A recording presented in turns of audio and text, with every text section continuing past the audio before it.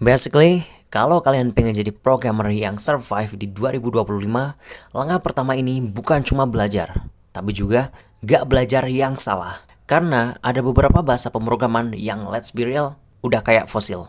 Mati, tapi belum dikubur.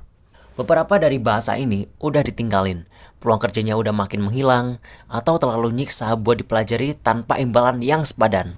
So ya, ini dia bahasa pemrograman yang sebaiknya kalian hindari di 2025 sebelum kalian nyesel terlalu jauh. Disclaimer, ini merupakan pendapat pribadi ya, dan gua nyari di ChatGPT, jadi tolong jangan serang gua kalau gua salah. What's up teman-teman, minal aidin wal faidin, mohon maaf lahir dan batin ya. Gue Revan and selamat datang di channel Aerovistar. Sebelum kita bahas siapa aja yang masuk daftar hitam, yuk kita bahas dulu.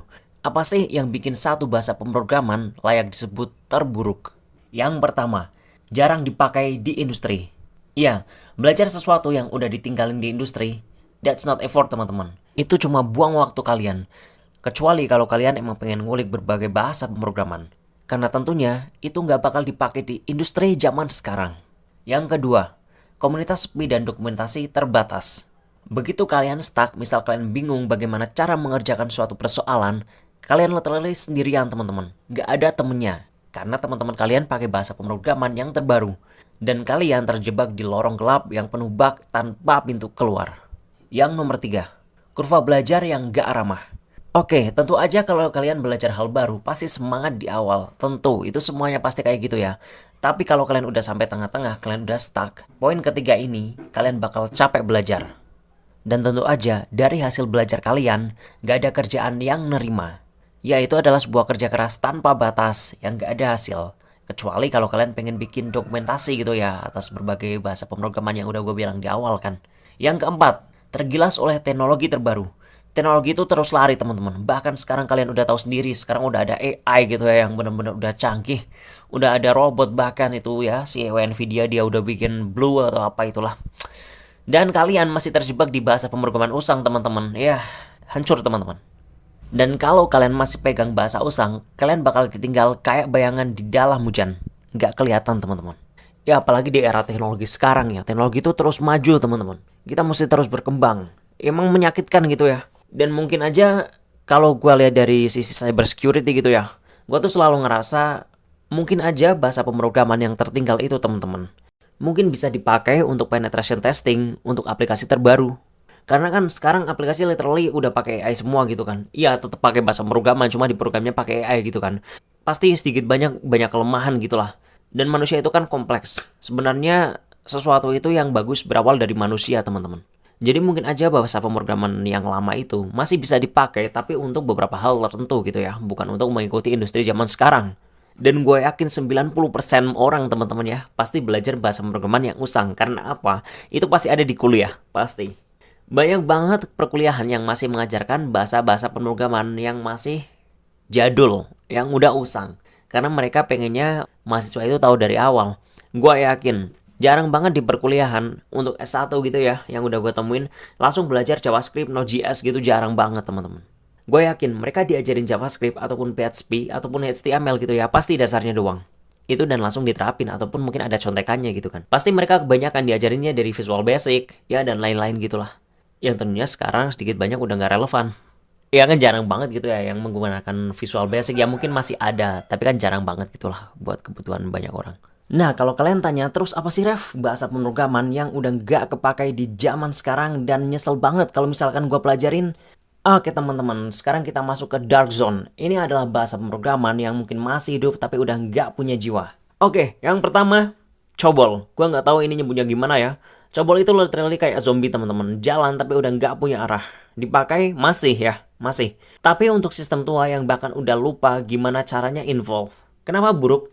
Nah ini, yang pertama diciptakan tahun 1959 jauh sebelum manusia mendarat di bulan. Yes, sebelum Neil Armstrong di bulan ya. Yang kedua, sintaksnya kayak mantra kuno teman-teman. Aneh, verbose, dan terasa kayak lagi nerjemahin gulungan kuno. Ya mungkin ini yang bisa nerjemahin tuh Robin gitu ya. Ini kayak Rod Poneglyph gitulah. Gue aja gak paham nih apa maksudnya. Dan yang ketiga, buat peluang kerja, tertutup. Yang nyari COBOL developer itu sistem perbankan yang udah malas upgrade. Sorry kalau gak salah. Dan mereka pun lebih suka yang udah veteran. Kesimpulannya, belajar COBOL itu kayak masuk labirin tanpa cahaya. Kalian bisa keluar, tapi nggak tahu kapan. Dan mungkin udah telat. Yang kedua, Perl. Mayat hidup yang pernah jadi raja. Kalau kalian pengen tahu teman-teman, Perl tuh pernah duduk di tahta tertinggi bahasa pemrograman. Sekarang, duduk di pojokan, ditutupin debu, dan dilupakan. Masik. Digantikan oleh Python dan JavaScript. Yes. Dua bahasa modern ini lebih rapi, lebih powerful, dan lebih hidup tentunya. Dan alasannya tuh karena sintaksnya berantakan teman-teman. Kalau kalian pengen mimpi buruk seminggu teman-teman, coba deh debug kode Perl yang kompleks. Yang ketiga, lowongan kerjanya udah kayak ghost town gitu lah. Industri udah move on, dan jujur, kalian juga harus. Ini yang udah gue bilang di awal ya. Kita tuh harus bergerak di industri ini teman-teman. Mau nggak mau. Kita mesti belajar, nggak boleh belajar cuma satu bahasa pemrograman.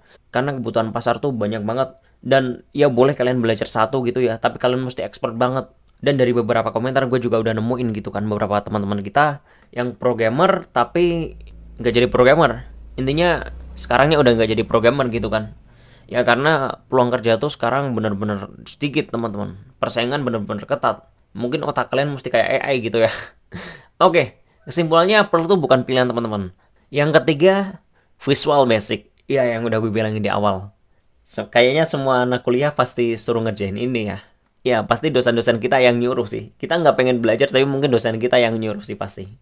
Ya gue menyebut ini adalah sebuah nostalgia yang menyesatkan. Sorry aja ya, karena sampai sekarang gue nggak nemuin perusahaan yang mau nerima Visual Basic gue teman-teman. Ada sih kayaknya satu, cuma gue lupa di mana tuh. Visual Basic tuh pernah jadi pintu gerbang banyak developer teman-teman. Serius, karena emang enak sih. Gue juga pernah pakai Visual Basic di video-video lama untuk membuat ya form gitu ya. Visual Basic 0, VB apalah itu. Cuma ya buat sekarang kayaknya nggak ada yang make sih. Dan bahkan gue pernah disarkasin oleh beberapa master pemrograman di suatu grup teman-teman. Kalau misalkan bahasa pemrograman adalah pendidikan, Visual Basic adalah poinnya. Gila. Ya udahlah gue terima aja gitu ya. Intinya Visual Basic tuh pernah jadi gerbang buat banyak developer, tapi sekarang pintunya udah berkarat dan terkunci. Oke, sekarang gue jelasin kenapa Visual Basic buruk. Yang pertama, eksklusif Windows. Di era closed platform kayak sekarang, Visual Basic tuh kayak rantai di kaki kalian. Ya gimana, di Windows doang. Sekarang kan udah closed platform ya. Udah ada beberapa OS lain. Misal kayak Mac ataupun Linux. Yang kedua, tersingkirkan oleh C# dan .NET. Ya, bahkan Microsoft sendiri udah ninggalin anak lamanya ini teman-teman. Ya, sekarang kalau misalkan kalian di perusahaan-perusahaan ya, kalian bakal disuruh belajar .NET atau enggak Java. Kalau Java mungkin pakainya Spring Boot, kalau .NET gue taunya Net Framework gitulah. Yang ketiga, komunitasnya mengecil. Kalian nggak butuh bahasa yang makin hari makin sepi. Kalian butuh ekosistem yang hidup.